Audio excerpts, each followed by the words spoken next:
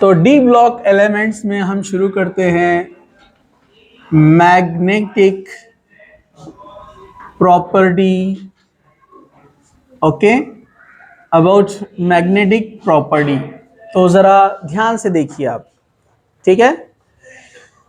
चलिए, तो electronic configuration तो आप बहुत अच्छे से जान चुके हैं और परफेक्टली आप उसको लिख भी सकते हैं without any problem, without any difficulty. अगर मैं इसको यहाँ पर प्लस स्टेट में लिखना चाहूँ, प्लस स्टेट में मतलब स्कैंडियम, इसको तो आपने 100 बार पढ़ लिया है। स्टीव क्रमान फेकोनिकुस, तो 100 साल हो गए आपको ये पढ़ते हुए। एटॉमिक नंबर आप सभी जानते हैं, 21, 22, 23, 24, 25, 26, 27, 28, 29, 30। ओके, इलेक्ट्रॉनिक कॉन्फ़िगरेशन भी आप जानते हैं। अगर हम यहाँ पर छोड़ दे एक एलिमेंट ऑर्गॉन, तो 18 का कॉन्फ़िगरेशन कंप्लीट हो जाता है। ऑर्गॉन तो क्या बन जाता है फिर ये?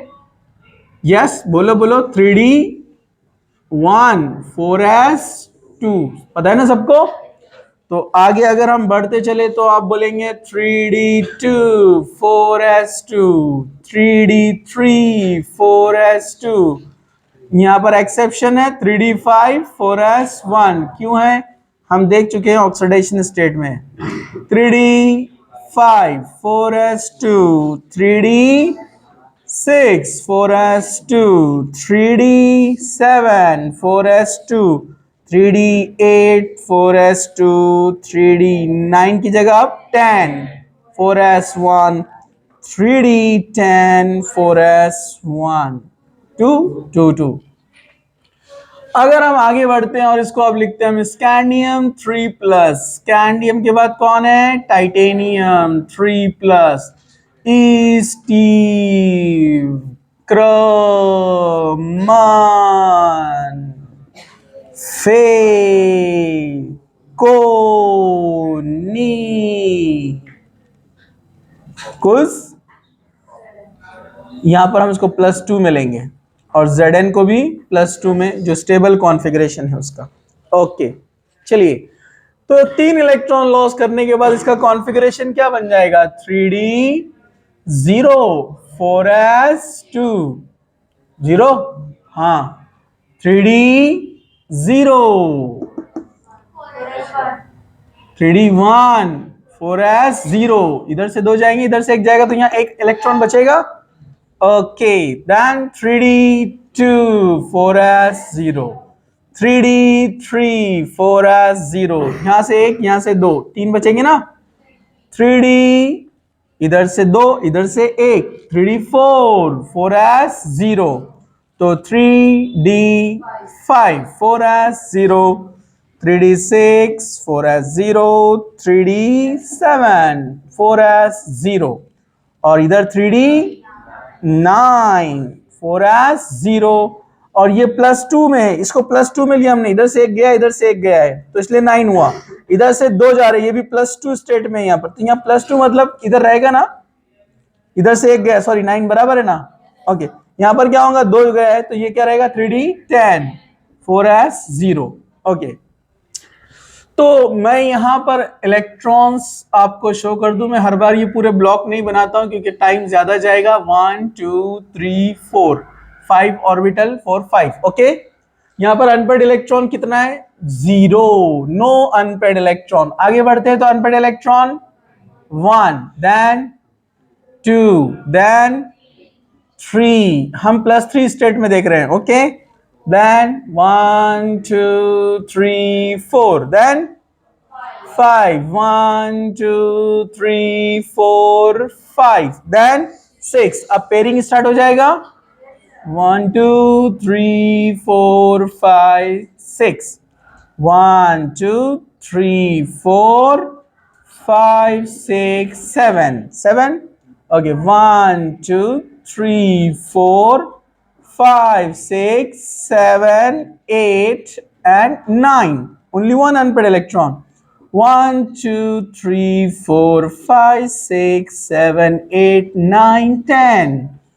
तो आप डी ऑर्बिटल के अंदर देख सकते हैं यहां पर अनपेड इलेक्ट्रॉन 1 है, या अनपेड इलेक्ट्रॉन 2 3 4 5 देन 4। अब अनपेड इलेक्ट्रॉन 4 हो गया ना, 3 1 0।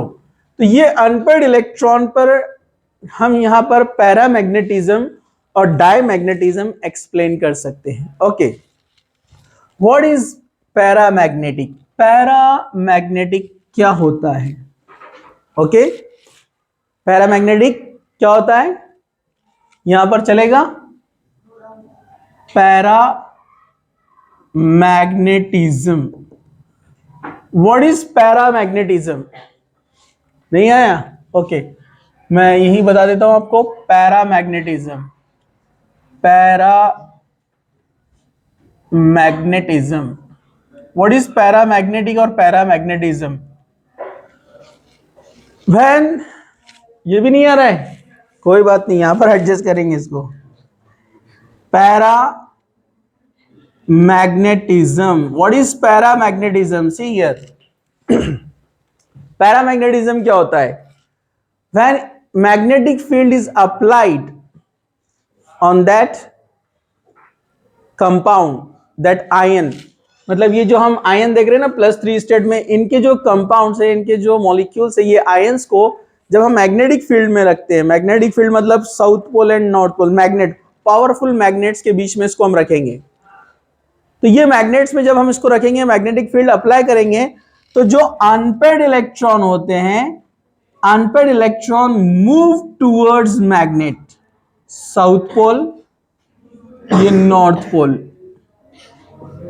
समझा? ये मैग्नेटिक फील्ड के तरफ मूव होते हैं, उसके तरफ जाते हैं, that is called paramagnetism. Physics में आपने पढ़ा होगा डिटेल में वैसे, ठीक है।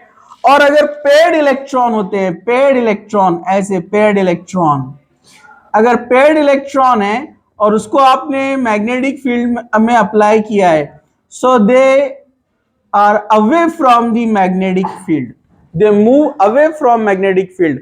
जो पेड इलेक्ट्रॉन रहते हैं, मैग्नेटिक फील्ड आपने अप्लाई किया तो वो मैग्नेटिक फील्ड से दूर जाते हैं, इस तरफ, बीच की तरफ, दैट इज कॉल्ड डायमैग्नेटिज्म। क्या बोलते हैं इसको?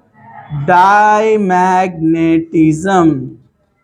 And it is called paramagnetic nature and diamagnetic nature. और जहां पर एम्प्टी होता है, खाली orbital, it is also termed as diamagnetic. समझा आपको? और एक टर्म है फेरोमैग्नेटिक। फेरोमैग्नेटिक, फेरोमैग्नेटिक क्या होता है? ये हायर पैरामैग्नेटिक रहते हैं, मोर number of unpaired electron, and they produce a permanent magnetism, जिसका एग्जाम्पल है फेकोनी, आयरन कोबाल्ट निकल, जिससे मैग्नेट बनता है, ठीक है। तो मैग्नेट जो होता है, आप मैग्नेट यूज करते हैं तो उसमें परमानेंट मैग्नेटिज्म है। रीजन यह है कि उसमें अनपेड इलेक्ट्रॉन बहुत ज्यादा मैग्नेटिक फील्ड की तरफ अप्लाई होते हैं और उनका वहां पर इतना अच्छे से ओरिएंटेशन होता है कि वहां पर वो परमानेंट मैग्नेटिक फील्ड तैयार कर लेते हैं बिकॉज ऑफ हाई स्पिन। जितने सिंगल इलेक्ट्रॉन रहेंगे उनकी स्पिन हाई रहती है। ये पॉइंट हम पढ़ेंगे कोऑर्डिनेशन के अंदर डिटेल में। ओके, तो जितने ज्यादा अनपेड इलेक्ट्रॉन रहेंगे वो उतना ज्यादा पैरामैग्नेटिक रहता है। और कुछ मेटल्स में ये पैरामैग्नेटिज्म ज्यादा हो जाने की वजह से उनमें क्या बन जाता है? Permanent magnetism. उसको बोलते हैं हम मैग्नेट, यानी आयरन कोबाल्ट निकेल। ओके, तो यहां पर ये फेरोमैग्नेटिक हो गया, ये पैरामैग्नेटिक और डायमैग्नेटिक। ओके, मैग्नेटिज्म को काउंट भी किया जाता है इस फॉर्मूले से, mu is equal to under root n+2। इससे इसको निकाला जाता है, ठीक है। और इसको रिप्रेजेंट किया जाता है बोर्स मैग्नेटॉन से। कैसे रिप्रेजेंट करते हो इसको? Bourse magneton. ये यहां पर उसको इस फॉर्मूले से रिप्रेजेंट, इससे जो है कैलकुलेट किया जाता है और रिप्रेजेंट किया जाता है बोर्स मैग्नेटॉन से यानी Bm से। ओके, तो बोर्स मैग्नेटॉन में इनकी जो वैल्यू है वो फिक्स है। जैसे सिंगल इलेक्ट्रॉन के लिए वैल्यू आती है 1.74 बोर्स मैग्नेटॉन, एक सिंगल इलेक्ट्रॉन के लिए 1.74।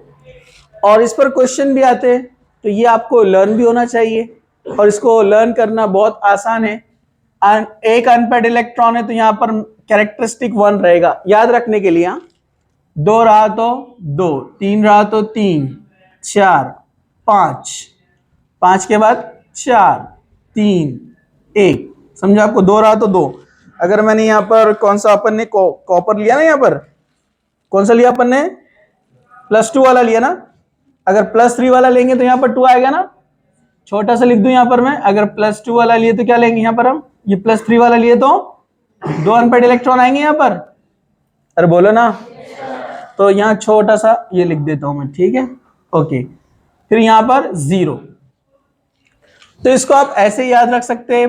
7 के बाद यहां पर 7, 7, 8, 8, 9, 9, then again 9, 7 एक ही है, 8, 8, 9, 9, फिर उसके बाद अगेन 8, 8, 7।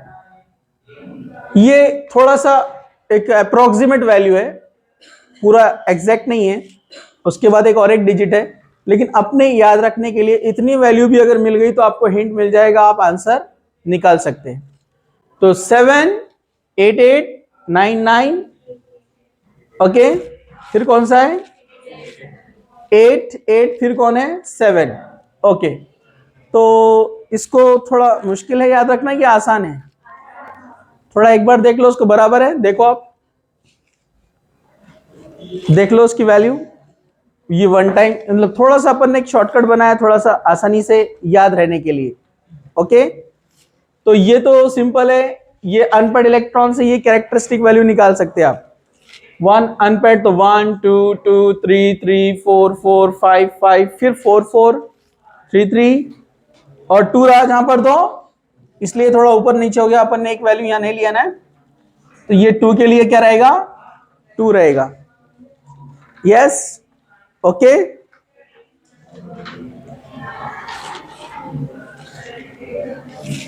कोऑर्डिनेशन में चले गए वो।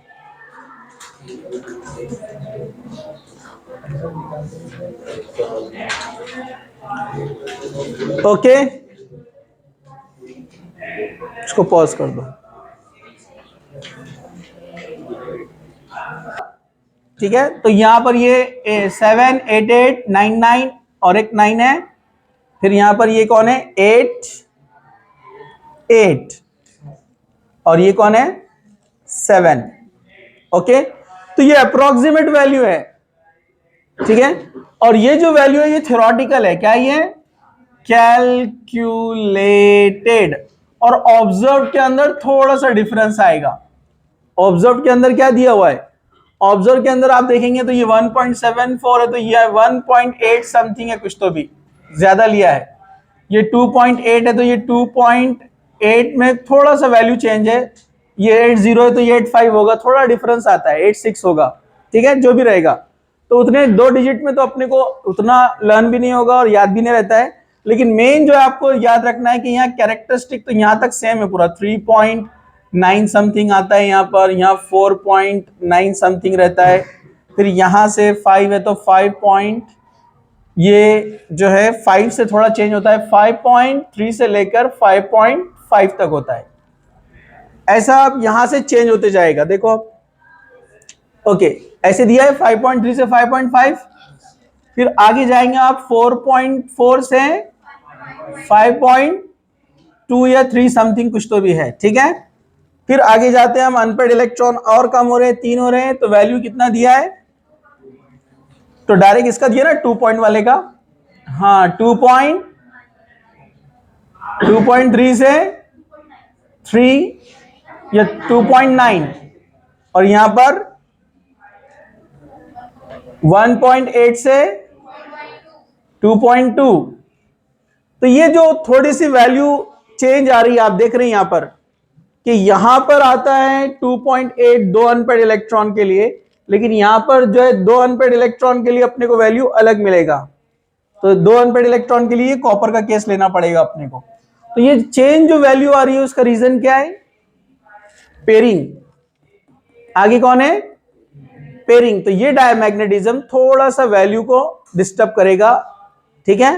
तो आप सिर्फ इसका कैरेक्टरिस्टिक और एक डिजिट पॉइंट के बाद एक मेंटिस से लर्न करो, ज्यादा नहीं। उतना भी आपको मिल गया तो आप जो है आंसर क्लिक कर सकते हैं, नो प्रॉब्लम, ठीक है। दूसरा, अगर हम 0 से 5 अनपेड तक पहुंचेंगे, यानी कहां तक? यस, आयरन है ना, आयरन है ना। मैग्नीज के पास अनपेड इलेक्ट्रॉन कितने हैं +3 स्टेट में? 4 है। इसके पास कितने हैं? तो हायर किसका हुआ? आयरन का हुआ ना, समझा आपको। तो हम स्कैंडियम +3 से Fe3+ तक आते हैं तो अनपेड इलेक्ट्रॉन बढ़ रहे हैं, मतलब पैरामैग्नेटिज्म क्या हो रहा है? इंक्रीज। समझा आपको। Then paramagnetism decreases. Concept simple है, लेकिन क्वेश्चन जब आता है ट्विस्टेड, आप घूम जाते हैं। आपको मालूम भी रहता लेकिन जल्दबाजी में रॉन्ग। पैरामैग्नेटिक को डाई समझ लेते, डाई को पैरा समझ लेते, ठीक है। तो स्कैंडियम 3+ से Fe3+ तक अनपेड इलेक्ट्रॉन बढ़ रहे हैं, जिससे क्या होता है? पैरामैग्नेटिक नेचर इंक्रीज होता है, समझा आपको। Then paramagnetism decreases and diamagnetic increases. तो अगर आपको किसी ने पूछा Cu2+ का नेचर क्या है, तो आप बोलेंगे अनपेड इलेक्ट्रॉन तो यहां पर भी है, लेकिन डोमिनेंट कौन रहेगा? डायमैग्नेटिक, तो उनको बोला जाता है डायमैग्नेटिक। तो आयरन के बाद वाले डायमैग्नेटिक कहलाते हैं इन जनरल, और ऊपर वाले कहलाते हैं पैरामैग्नेटिक। अगर स्पेसिफिक क्वेश्चन आया, एक आयन दे दिया उसने प्लस स्टेट में, तो आप इमीडिएट निकालेंगे उसका इलेक्ट्रॉनिक कॉन्फ़िगरेशन क्या बनता है, +3 स्टेट में या +2 स्टेट में, जो भी दिया उसने। दूसरा आप क्या करेंगे, देखेंगे उसमें अनपेड कितने और पेयर्ड कितने। पेयर्ड ज्यादा है तो डायमैग्नेटिक, अनपेड ज्यादा है तो पैरामैग्नेटिक, और एम्प्टी है तो डायमैग्नेटिक। एम्प्टी ऑर्बिटल भी क्या होते हैं? डायमैग्नेटिक। ये आपको याद रखना है। और फेरोमैग्नेटिक के एग्जांपल मैंने आपको बताया है, तो ये स्पेसिफिक है, फिक्स्ड है, ठीक है। ये परमानेंट मैग्नेटिज्म क्रिएट करते हैं, ठीक है, इसलिए इनको फेरोमैग्नेटिक कहा जाता है। ओके, तो अभी हमको और कुछ पॉइंट्स देखना है। नाउ कलर्स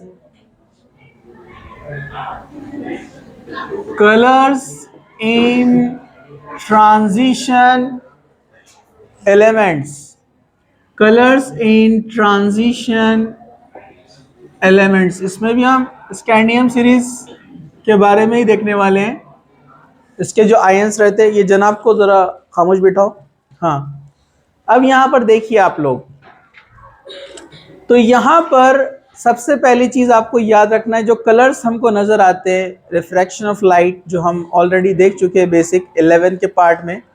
तो यहां पर जो कलर है, कलर फेनोमेना है, वो विजिबल रीजन में होता है। क्या होता है वो? Visible region.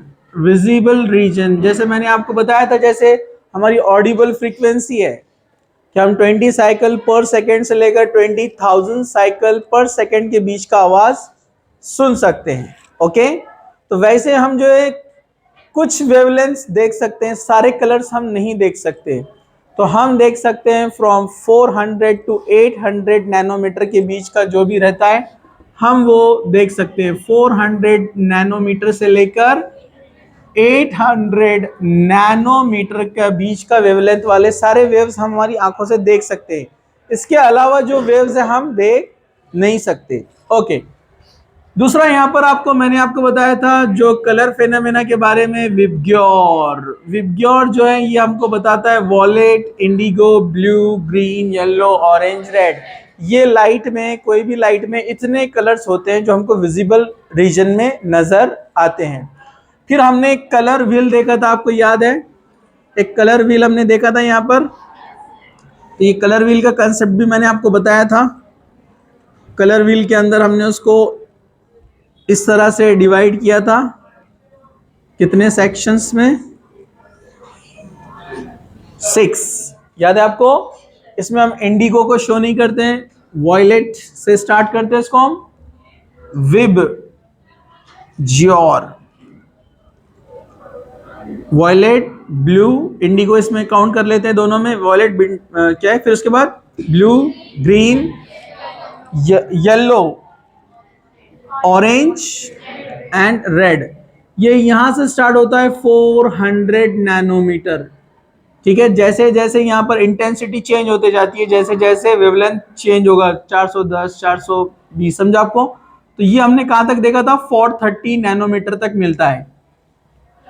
फिर 430 के बाद 490, याद है आपको? उसके बाद फिर 560 और 560 के बाद 590, 590 के बाद 620 और 620 के बाद फिर 800। तो ये नैनोमीटर में हमको जो है कॉम्प्लीमेंट्री कलर्स शो करते हैं। ये कॉम्प्लीमेंट्री कलर्स कैसे शो करते हैं? एक्चुअली जैसे मैंने आपको बताया कलर फेनोमेना कैसे होता है, कोई भी चीज हमको नजर कैसे आती है। अभी ये समझो कलर है, हमको थोड़ा सा रेडिश की तरफ दिख रहा है, या हम इसको वॉयलेट कलर की तरफ ले सकते हैं, वॉयलेट के जैसा।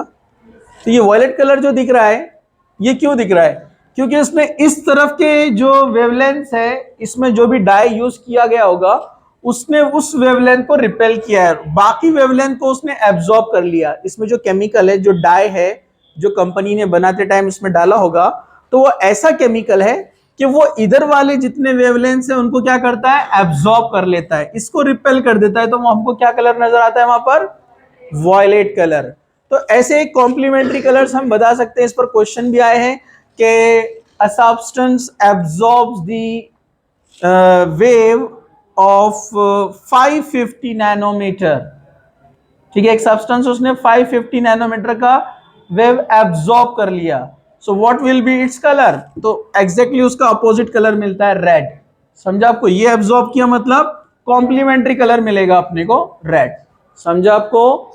तो ये इस तरह से एक जो है कलर व्हील यहाँ पर दिया हुआ है, इसके थ्रू हम ये एब्जॉर्प्शन वाला हम फाइंड कर सकते हैं। कौन सा रिपेल किया बोले तो डायरेक्ट वही रहेगा ना आंसर। समझा आपको? कौन सा एब्जॉर्ब किया तो उसके अपोजिट वाला हम यहाँ पर उसको बता सकते हैं। स्ट्रक्चर ऑफ एटम में भी इससे रिलेटेड कुछ क्वेश्चंस है, नैनोमीटर से रिलेटेड, कलर से रिलेटेड। ओके, चलिए अब हम आगे बढ़ते हैं। यहां पर जो कलर फेनोमेना है, ये भी अनपेड इलेक्ट्रॉन से रिलेटेड है। ठीक है, कौन कौन से फैक्टर होते हैं मैं आपको बताता हूं, लेकिन उससे पहले हम फिर से वापस आते हैं अपना यहां पर आयोनिक स्टेट में। Scandium 3+, vanadium 3+। आपको अनपेड इलेक्ट्रॉन तो याद हो गया, अगर याद नहीं है तो फटाक से निकालने का यहाँ पर एटॉमिक नंबर देखकर। ओके, 21, 22, 23। स्टीव, क्रॉमन, फेकोनिकुस। In which state? +3 स्टेट। कुछ +4 वाले भी लिया है बुक में, वो भी मैं आपको एक्सप्लेन कर दूंगा। अभी हम +3 स्टेट में डायरेक्ट देखते हैं यहाँ पर। तो +3 स्टेट, और ये इसको हम लेते हैं +2 स्टेट में, और ये भी +2 स्टेट में। तो 24, 25, 26, 27, 28, 29 एंड 30। लेकिन इलेक्ट्रॉन लॉस करने के बाद फटाक से आपने उंगलियों पे काउंट करने का है कि 18 तो चला जाएगा, 18 में से बचा 3, 3 में से और +3 मतलब और 3 चला गया, मतलब अनपेड इलेक्ट्रॉन कितना है? 0। चलो यहाँ पर +3 स्टेट कितना रहेगा? 1 रहेगा। यहाँ पर 2, 3 निकाल सकते हैं आसानी से, 4, 5। और यहाँ से क्या होता है? अनपेड रिवर्स, क्योंकि पेयरिंग स्टार्ट हो जाती है ना। तो आपने इसको देखकर आप फटाफट बोल रहे हैं, इसको देखकर बोलने का, डायरेक्ट में एग्जाम में तो डायरेक्ट एक एग्जांपल आएगा ना इंडिविजुअल, वहां थोड़ी आपको जाना है 1 2 3 4। तो आप कोबाल्ट देखेंगे 27, 27 माइनस 18, 27 माइनस 18, 27 माइनस 18 कितना हुआ? 9 +3 मतलब और 3 गए, 6 बचे। डी ऑर्बिटल में आपको 6 फिल करना है, मतलब एक पेयर बनेगा, मतलब अनपेड कितने हैं? 4, ऐसे निकालने का। समझा आपको? तो ये 4। निकेल 28 है, 28 माइनस 18 10, 10 में से +3 बोला तो और गए 3, 7 भरना है आपको डी ऑर्बिटल के अंदर। तो 2 पेड रहेंगे और 3 अनपेड रहेंगे, 3। अब यहाँ पर 29 है, 29 माइनस 18 11 प्लस 2 बोला तो 2 ही जाएंगे, 9। अब 9 भरना है डी ब्लॉक के अंदर। अनपेड कितना आया? ओनली 1, और यहाँ पर तो 0 है। ये तो आप 100 साल से जानते हैं। ओके, तो अब यहाँ एक छोटा सा एक रिलेशन बताया है, लेकिन ये 100% राइट नहीं है। क्यों नहीं है वो भी आगे आएगा, क्यों, चलिए देखिए। तो ऑलमोस्ट केस में होता क्या है, अगर अनपेयर्ड इलेक्ट्रॉन्स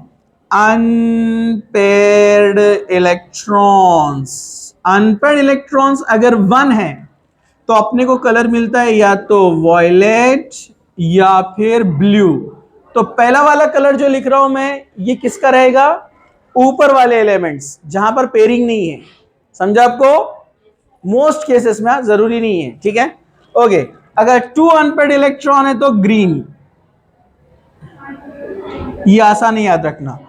अगर 3 अनपेयर्ड इलेक्ट्रॉन है तो वॉयलेट या पिंक, वॉयलेट या पिंक रहने वाला है। ओके, वॉयलेट कलर रहेगा या फिर पिंक कलर रहेगा। अगर 4 अनपेयर्ड इलेक्ट्रॉन है तो या तो आपको मिलेगा वॉयलेट या फिर मिलेगा पेल ग्रीन। और अगर 5 है अनपेयर्ड इलेक्ट्रॉन तो आपको मिलेगा लाइट पिंक या येलो। याद रखना, आसान है ना, नजदीक कलर है, लाइट पिंक या येलो। तो ऑलमोस्ट केस में ऐसा होता है, लेकिन ये जरूरी नहीं है। क्यों नहीं है? क्योंकि और भी फैक्टर्स है जो कलर्स पे इफेक्ट करते हैं। वो कौन कौन से मैं आपको बताता हूं, ठीक है। पहले हम लिख लेते हैं unpaired electron, single electron, colour बोलो। अरे वॉयलेट। और इधर वाला जो सिंगल इलेक्ट्रॉन है, हाँ, ब्लू। अरे बोला ना मैंने, पहला वाला ये अनपेड वालों के लिए, और पेड जहां जाते हैं वहां सिंगल अनपेड आया तो ब्लू। अनपेड इलेक्ट्रॉन एक ही है, लेकिन पेड के साथ में ना, तो थोड़ा सा वेरिएशन बताएगा ना यहाँ पर। हाँ चलो, 2 रहा तो ग्रीन। यहां पर 2 वाला दिख रहा है कहीं?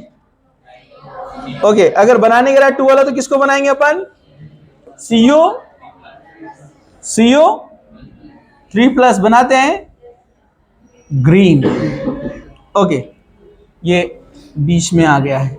ओके चलो, अनपेयर्ड इलेक्ट्रॉन 3, ऊपर वाला वॉयलेट है, वॉयलेट, और नीचे वाला क्या रहेगा? पिंक। ओके, देन 4 वाला क्या है? वॉयलेट। ये क्या रहेगा? पेल पिंक। 4 वाला पेल ग्रीन, सॉरी, पेल ग्रीन। और 5 वाला रहा तो ये लाइट पिंक। यहां येलो वाला दिख रहा है ना, तो अपन येलो वाला बनाएंगे। अपन Fe2+ और Fe3+ लेके देखेंगे। अगर मैं Fe2+ बोलूं तो कितने अनपेयर्ड इलेक्ट्रॉन है? Fe2+ मैंने बोला तो अनपेयर्ड इलेक्ट्रॉन कितने? 4 रहेंगे ना। तो Fe2+ मतलब 4 मतलब किधर आएगा? यहां पर आएगा Fe2+, राइट? अरे समझा क्या? ओके, अब Mn, ये Mn3+ है। ओके, अगर मैंने Mn+4 लिया तो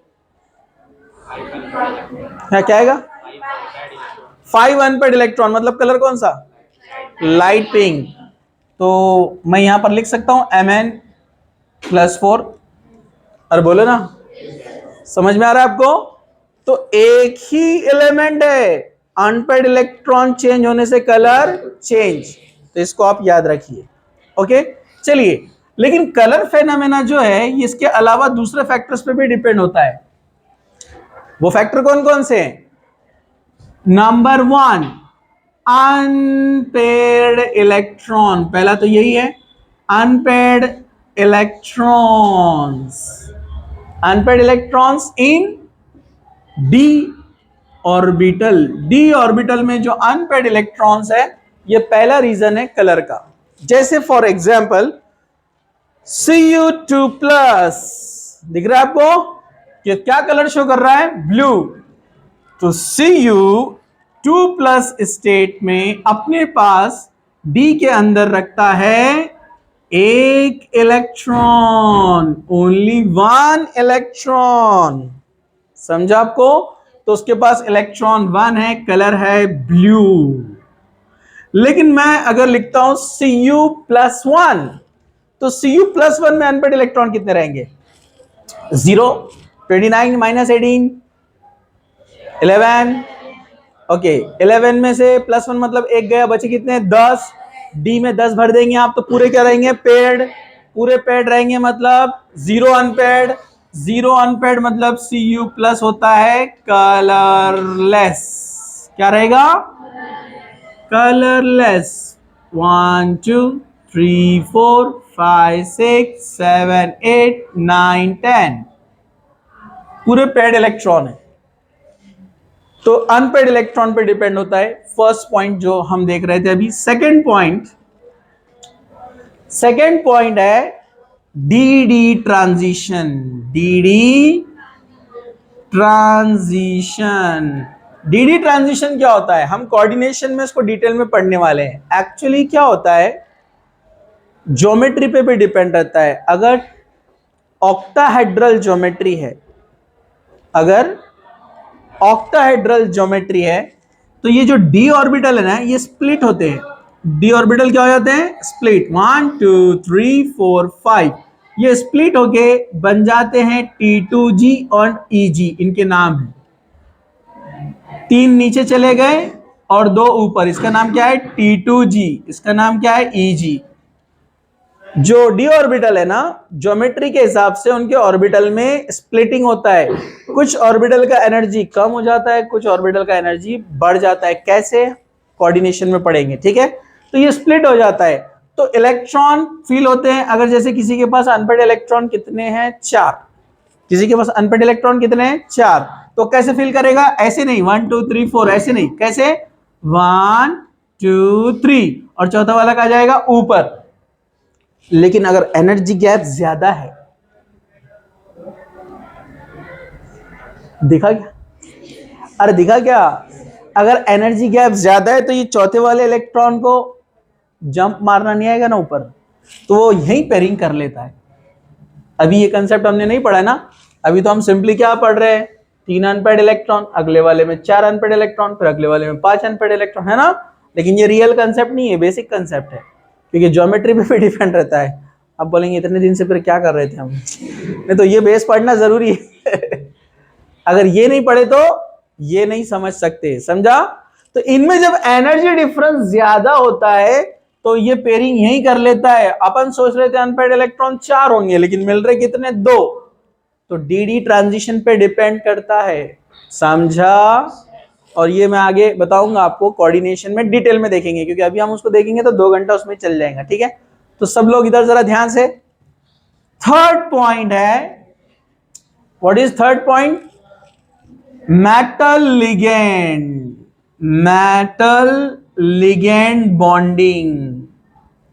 यहां पर कौन सा मेटल कौन सा लिगेंड है, इस पे भी डिपेंड करता है। जैसे अगर फॉर एग्जांपल आप ले ले कोबाल्ट 2+ आयन, और इसका हाइड्रोलाइज करते हैं इसको वाटर के साथ, तो लिगेंड कौन आ रहा है? लिगेंड को कहते हैं उन निगेटिव मॉलिक्यूल्स को या लोन पेयर वालों को जो आकर मेटल के एम्प्टी ऑर्बिटल में अपने इलेक्ट्रॉन लाकर बॉन्ड फॉर्म करते हैं। ये भी कोऑर्डिनेशन में हम पढ़ने वाले डिटेल में। तो जैसे फॉर एग्जांपल यहां पर आ गया H2O6, ये एक कॉम्प्लेक्स बन गया, इसका कलर होता है पिंक।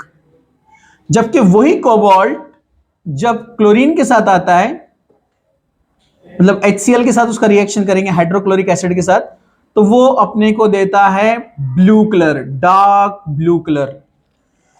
तो ये लिगेंड है। यहां पर H2O और Cl कौन है? लिगेंड। लिगेंड मतलब जो निगेटिवली चार्ज या लोन पेयर कंटेनिंग आयंस या मॉलिक्यूल्स रहते हैं, वो सेंट्रल मेटल के एम्प्टी ऑर्बिटल में आके इलेक्ट्रॉन देकर बॉन्डिंग फॉर्म करते हैं, जिससे 6 4 3 कितने भी आ सकते हैं, कैपेसिटी पे डिपेंड है।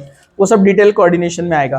तो यही कोबाल्ट जो यहाँ पिंक कलर है एक्वियस मीडियम में, यहां पर एसिडिक मीडियम में वो ब्लू बन जा रहा है। तो लिगेंड पे भी डिपेंड है कि कौन सा लिगेंड आ रहा है।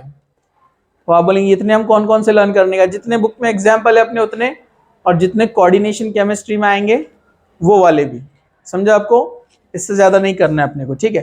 तो ये कलर चेंज हो गया due to change in ligand, किसके साथ बॉन्डिंग उसने बनाया है। तो ये एक रीजन यहां पर ये भी है।